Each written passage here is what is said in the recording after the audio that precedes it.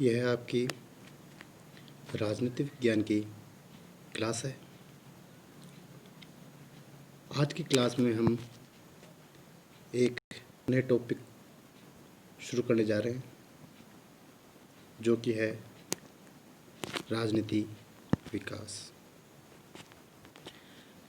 राजनीति शास्त्र में जो राजनीति विकास है, इसकी अवधारणा एक नवीन अवधारणा के रूप में है, जो कि सेकेंड वर्ल्ड वॉर के बाद उत्पन्न हुई और एशिया, अफ्रीका, लैटिन अमेरिका के देशों में, मतलब वहाँ के जो विभिन्न राजनीतिक परिवर्तन और घटना चक्र हैं उनके अध्ययन करता है।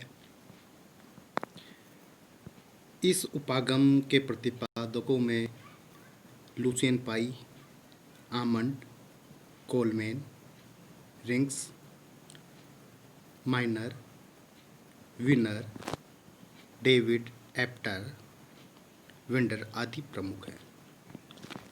लेकिन इसमें जो लुसियन पाई है वो सबसे ज़्यादा महत्वपूर्ण है राजनीति विकास की अवधारणा का प्रतिपादन में, क्योंकि सर्वप्रथम लुसियन पाई ने अपने जो ग्रंथ था एक्सेप्ट ऑफ पॉलिटिकल डेवलपमेंट, इसमें राजनीति विकास की जो अवधारणा है उसका प्रतिपादन किया था। अब हम इसकी परिभाषाओं के ओर चलते हैं, अर्थ एवं परिभाषाओं के में।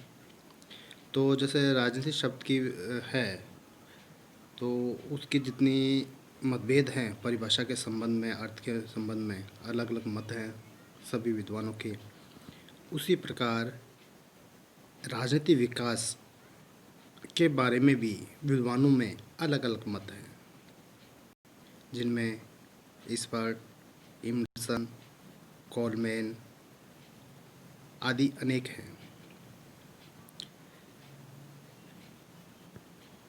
इस प्रकार जैसे रिंग्स है, इसकी व्याख्या प्रशासनिक तथा कानूनी आधार पर करता है, और गुन्नर मिडल इसे राज्य की प्रचालक मानता है। इस्पर्ट, इमर्सन, कोलमैन ने राजनीतिक विकास को आर्थिक विकास की पूर्व शर्त के रूप में स्वीकार किया है, तो रोस्टेव ने इसे आधुनिक समाज की विशेष राजनीति माना है।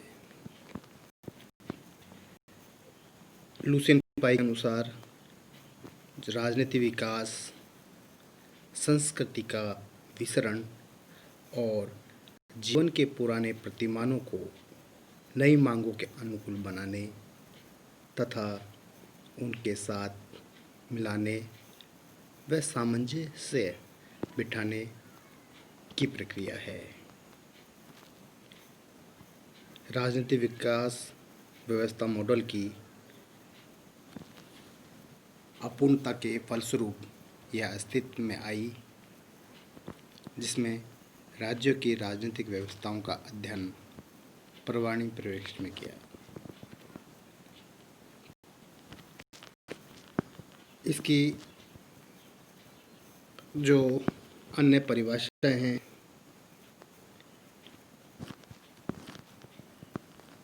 जो अब कई 20 शब्दों में कई बार न्यू टाइप में पूछा जाता है कि राजनीतिक विकास क्या है, तो उसमें के लिए राजनीतिक विकास राजनीतिक संरचनाओं का विविधीकरण, विशेषीकरण तथा राजनीतिक संस्कृति का अभिवृद्ध लौकिकरण, जिससे जनता में सामान्यतः राजनीतिक व्यवस्था में कार्य क्षमता तथा उसकी अपव्यवस्थाओं में स्वायत्तता आ जाए।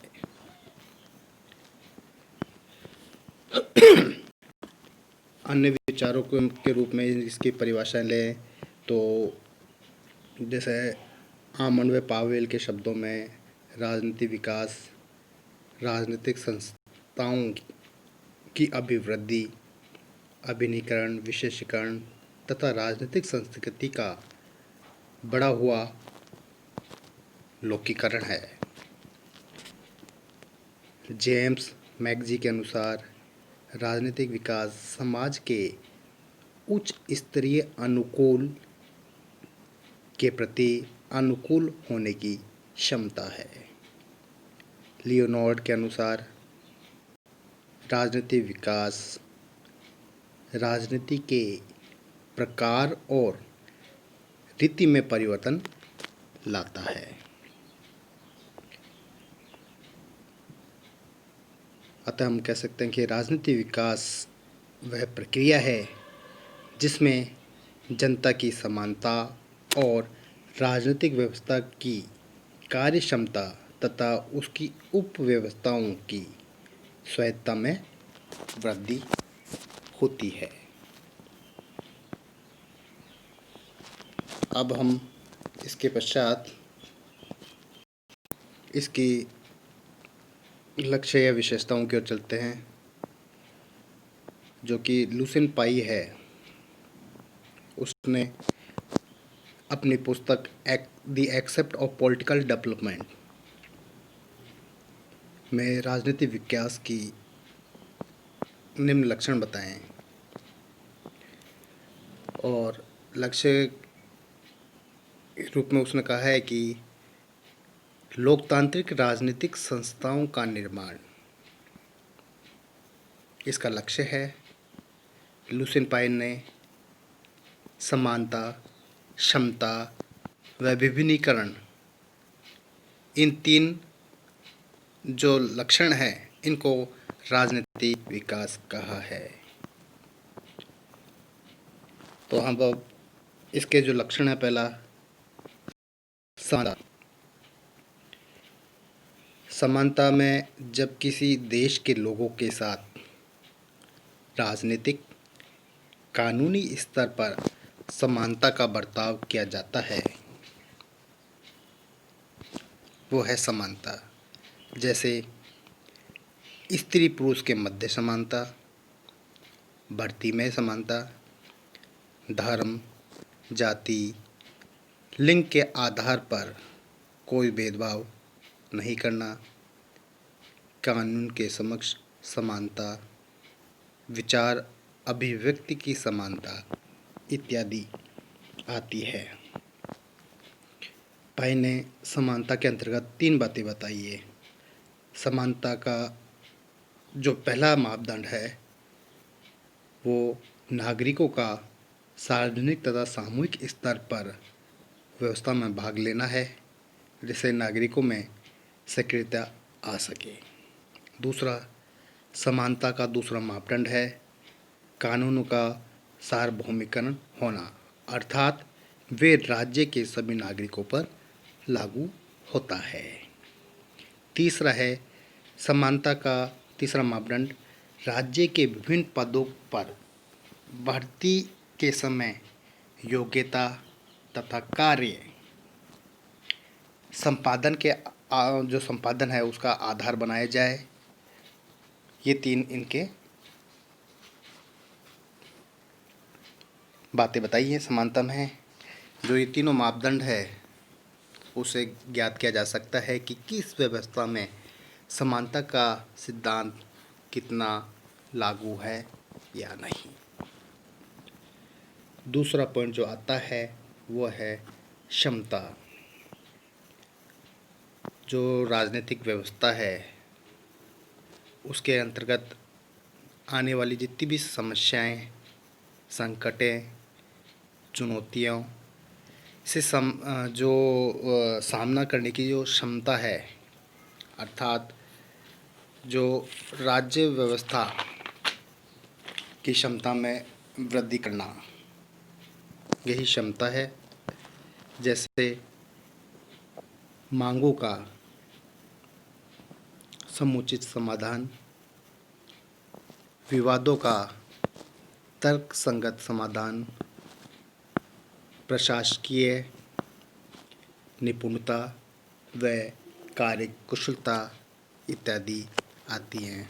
या हम ये कहें कि 3 मापदंड ऐसे हैं कि किसी राज्य तथा सरकार में आवश्यक कार्यों के संपादन की क्षमता कितनी है। सार्वजनिक नीति को लागू करने की कार्यकुशलता है वो क्या है। और तीसरे पॉइंट में आता है प्रशासन में विवेकपूर्ण धर्मनिरपेक्षता जो दृष्टिकोण है वो कितना है। इन मापदंडों के आधार पर किसी भी जो व्यवस्था है उसकी क्षमता का पता लगाया जा सकता है। तीसरी जो लक्ष्य है विशेषता है वो है विभिन्नीकरण। ये विभिन्नीकरण या विविधीकरण जो संरचनात्मक विभिन्नीकरण भी कहते हैं जैसे इसमें जो राजनीतिक व्यवस्थाओं के अंतर्गत जो शक्तियां हैं उनके क्षेत्रों को पृथक पृथक करना, अर्थात पृथक पृथक कार्यों के लिए पृथक पृथक जो राजनीतिक संरचनाएं हैं उनकी स्थापना की जाए या करना। इसमें इसे इस रूप में भी कह सकते हैं कि जैसे इसमें राजनीतिक संरचनाएं अलग अलग कार्य के लिए अलग अलग या पृथक पृथक होती हैं। इसमें कार्यों का विभाजन कार्यात्मक दृष्टि से होता है, अर्थात इसमें विभिन्न पदों तथा अभिकरणों की कार्यात्मक विशेषता बढ़ जाती है। इसके अंतर्गत पृथक संरचनाओं एवं प्रक्रियाओं का एकीकरण भी शामिल होता है। इस प्रकार संरचनात्मक विविधीकरण या विभिन्नीकरण या विशेषीकरण को राजनीतिक विकास के लक्ष्य के रूप में देखा जा सकता है। पाई ने समानता, क्षमता और विभिन्नीकरण इन तीनों लक्ष्यों को विकास संलक्षण कहा है। इसके पश्चात हम इसके आगे जो अन्य विचारक है उनके अनुसार राजनीतिक विकास की क्या विशेषताएं हैं उसके बारे में हम अगली क्लास में चर्चा करेंगे।